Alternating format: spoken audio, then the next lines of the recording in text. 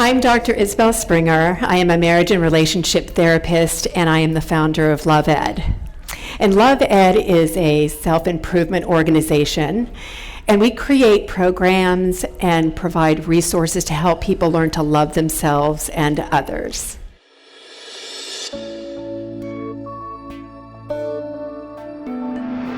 It's not one or the other. So love relationships are comprised of several components. A lot goes into that. Chemistry absolutely is super, super important, unless maybe you're like 80, 90, 100. Maybe we're not all about chemistry so much at that point. It's more companionate love. We are looking for somebody who has great emotional maturity in the way that they're treating us kind and respectful and caring and loving, right? But when we're young, romantic attraction, that chemistry, super important. That desire and passion for each other is a way that we have that special bond. It creates emotional intimacy in the relationship. We also use sex as a vehicle to create closeness and connection. Yeah, absolutely. Being compatible. So compatibility, you have to really break that down. So what is compatibility? What kind of compatibility are we talking about? Are we talking about how we have to share in the same activities? Is that what we're talking about? So when it comes to activities, we don't necessarily have to like all of the same things. We can be really diverse in those things that we're really passionate about and excited about in our life. I think it's fair and reasonable to have certain activities, even if it's just watching, movies, sitting on the couch. There are certain ways that we really do need to engage with each other on a certain level, right? But compatibility, if it's not an activity, I think about it in terms of emotional maturity. So, because I'm so evolved, and if I meet somebody who is, not to my level of maturity as a person, right, we wouldn't really be compatible. If I was with somebody who was throwing tantrums and, being mean and just, jealous or possessive, but that's not how I was being, right? We wouldn't be compatible on an emotional level, right? So that's how I think about compatibility and chemistry. And the short answer is you have to have both. The chemistry, it's either there or it is not there, and it's there or not on certain levels. And so we have to make sure that we have a really significant level of a romantic attraction that we feel towards our partner, and they have to have a very matched up level of attraction that they feel towards us to have shared, significant, matched romantic attraction, not having that lopsided. So that's really, really important to determine in a relationship as well. That's an individual choice. There's no right answer for a question like that. That making decisions about having sex or anything else for that matter is really personal choice. It comes out of your shared values, right? If you come from a belief system or a faith-based lifestyle, you're just operating with integrity for what it is that you believe and what means something to you. And I think that people get themselves in a really kind of compromising place when they don't adhere to their own beliefs. And it's not like we need to be rigid about our beliefs. We can absolutely change our mind. But if it is your truth, it fits for you, I think you need to just, hold true to that. And so whether that be having sex before or after marriage, if that's just a personal decision.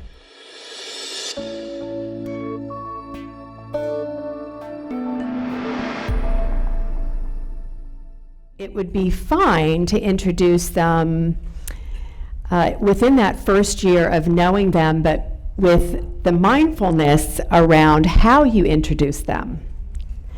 So I think you should call them your friend for the first year. So this first year of any romantic relationship is just infatuation. And it is a stage of a relationship that we need to be able to track with and be mindful of all of the excitement that we're feeling and all of the attraction that we're feeling towards a partner, but we are not able to fully determine who this person really is during the stage of infatuation in regards to their level of emotional maturity. We have to wait for infatuation to subside as a stage, and then we start to really see who this person is, and then we are also being much more authentic in the relationship. When we say, hey, this is my boyfriend Scott, after 3 months, we make a commitment, an announcement to our friends, our family. You know, we change our Facebook status, we say things like, I love you, and what happens is we become emotionally overcommitted by saying I love you, by changing our Facebook status, by labeling the relationship and introducing somebody as your boyfriend or girlfriend within that first year. And I know it seems like it might be a bit of a challenge, but you really owe it to yourself. When you go through enough relationships and you look back at that infatuation stage, you really start to appreciate how you didn't really get who that person really was until that first year was over. And so often, infatuation can be short-lived. And so when we make the announcement, and then a couple of months more go by, and then we're experiencing this red flag behavior. Somebody's not being trustworthy, or they're being jealous or possessive, or you know how people are being, right? They're being assholes.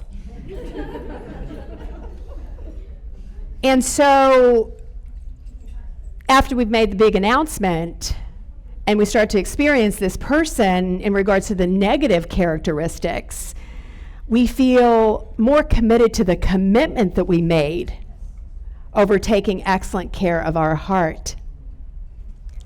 So it's such a level of self-respect that we really need to have to allow ourselves to take our time and just fully enjoy this person without making any of those kinds of commitments until the first year.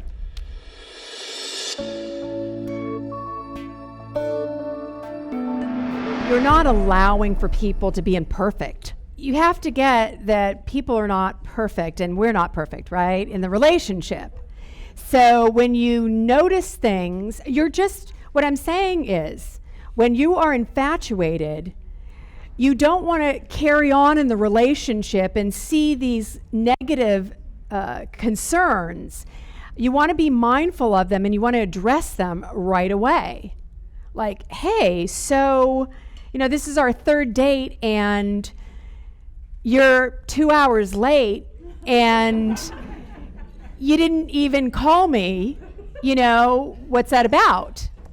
So if they say, oh my gosh, I was tending to this old person on the side of the road who got hit by a car, and you're like, oh, but if they're like, oh yeah, I just kind of lost track of time, these people, right? Oh my God, I just lost track of time, I was really late at work and this and that, I'm really, really sorry. So then you're going to be like, note to self. So you're not going to be like, boom, that's it, number one, strike one. I mean, you're not going to be like that. You know what I mean? You're not like that. You're going to be like, note to self. Okay, great. So you go on. Is there a pattern here, right? So this is what we're looking for. We're not on the defensive. We're looking to create a conversation and inquire about like what things are about, instead of pushing them to the side. We're like, hey, what's that about? 2 hours late, what's that about? You know what I mean? And you deserve answers. This is your life. You're not messing around, right? So it's really their reaction to your inquiry, right? You don't have to be a jerk about stuff. You can be like, well, if you're going to be late like that next time, what would really be great for me is if you just text me. Or, you're creating something. So you're looking for their response. So if they go like this, yeah, sure, okay, yeah, whatever. I mean, do you see this? Like, are you looking, right? It's your job to be mindful of who somebody's being in response to your concerns. You're important, right?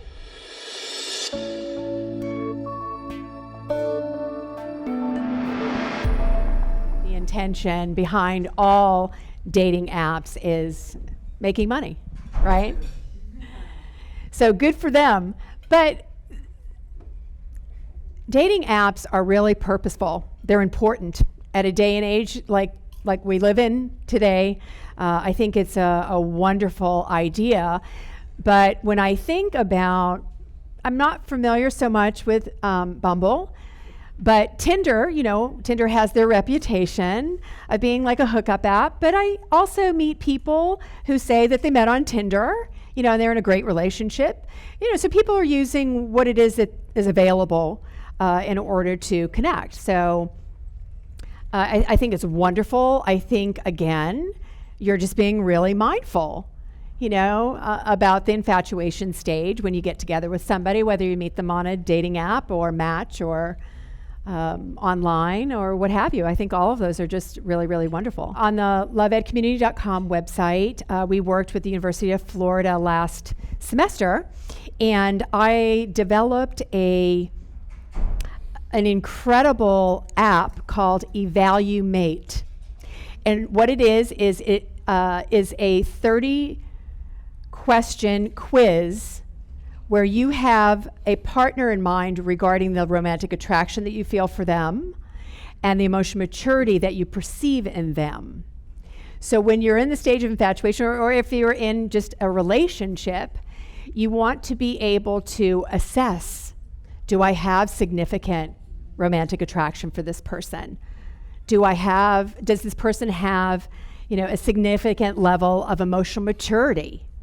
And so when you answer the questions, they're on a Likert scale. So if you're thinking about romantic attraction, there's 30 questions, 1 to 5, 5 being the greatest, 1 being, the least. And you answer with this person in mind, and those 30 questions equate to 1 numerical score. And then that score goes up on the scale of romantic attraction that I created. And it's this scale that tells you whether or not that is sufficient romantic attraction or that is adequate emotional maturity. So you're taking the, leading with your heart approach to relationships, out of the mix. It's really great to, have intuition, to really feel this, that you can listen to your heart, but I'm teaching people to make decisions about relationships with their mind, with hard, cold, math. Okay, so the Evalumate app is something that I've been creating for 8 years, is super excited to launch that. But what's really, really cool about it is you can also, not only are you assessing your current relationship or a past relationship, you also get to send out a request for 3 people in your life that you believe could be really honest with you about how they assess your emotional maturity. So you send the emotional maturity 30 questions to 3 people, and you get back those numerical scores. They don't know anything about the scores, what it means, and you don't even get to know who they are when the 3 scores come back. So out of the 3 scores, you get to come up with a way to see how you occur to others. So it's really important, to have great emotional maturity, to be the kind of partners that we want, right? And it's hard to assess ourselves, right? We tend to think that we're a little bit more emotionally mature, I think, sometimes, than we really are, right? That's the tendency. And that's fine, but this helps give you that really great input, right? If you're all about, evolving and growing.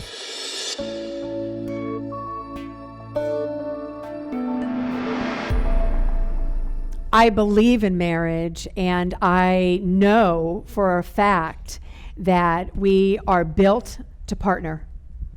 That's like what we're doing in our lives. And that's how we need each other.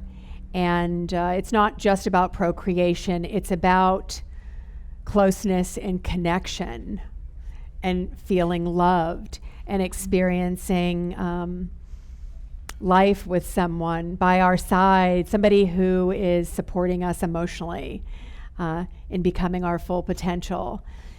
And whether you're married or not, people aren't perfect, relationships aren't perfect. But I don't think it is a negative to be married. I think it's positive. I feel like it's a commitment of a very special, deep, profound kind. And it creates a lot of assurance for people, especially in the world that we live in now, where we feel like our partners their attention can be pulled here and there, right? I think it's nice.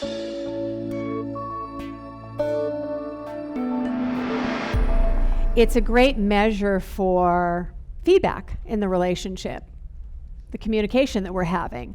So when it seemed like it was there, and then all of a sudden it feels like our partner really isn't engaging with us anymore.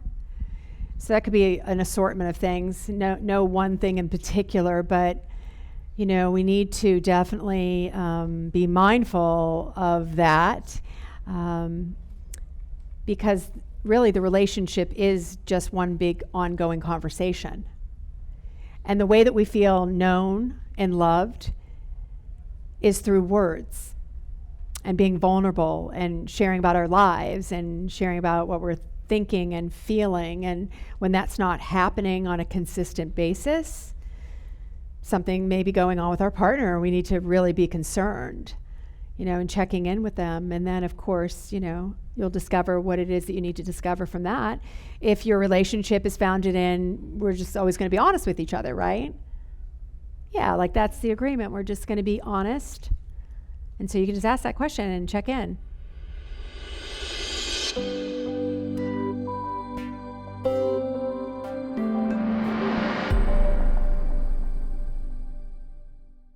So this can happen when you're using like dating apps, right?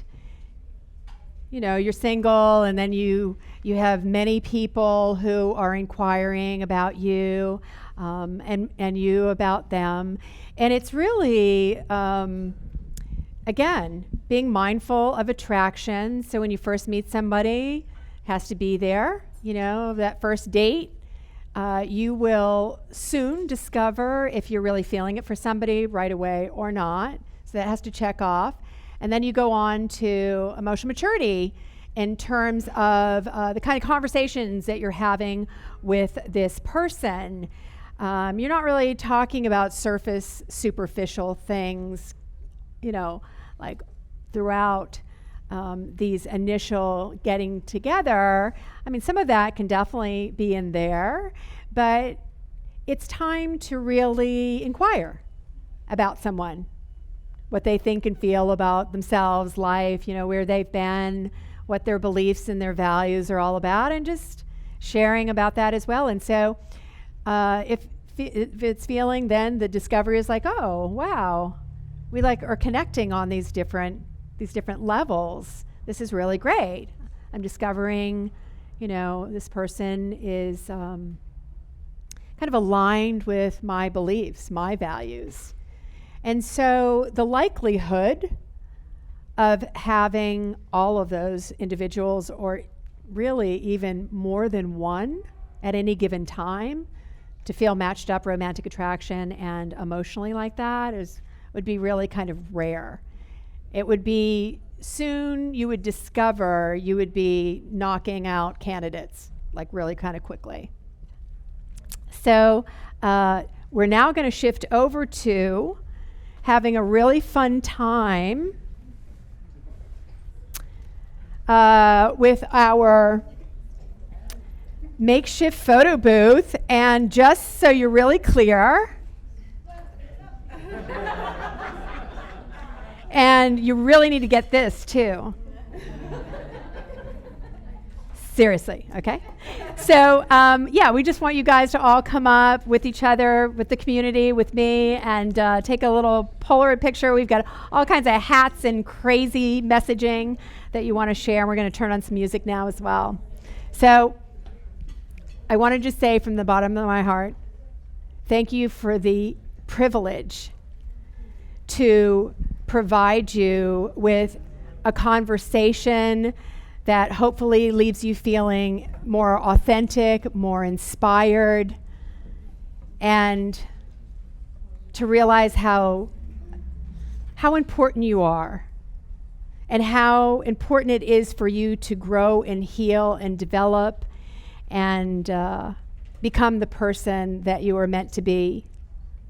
And letting go of hustling for love and follow your dreams and reach your goals and become your full potential before you die. I love you.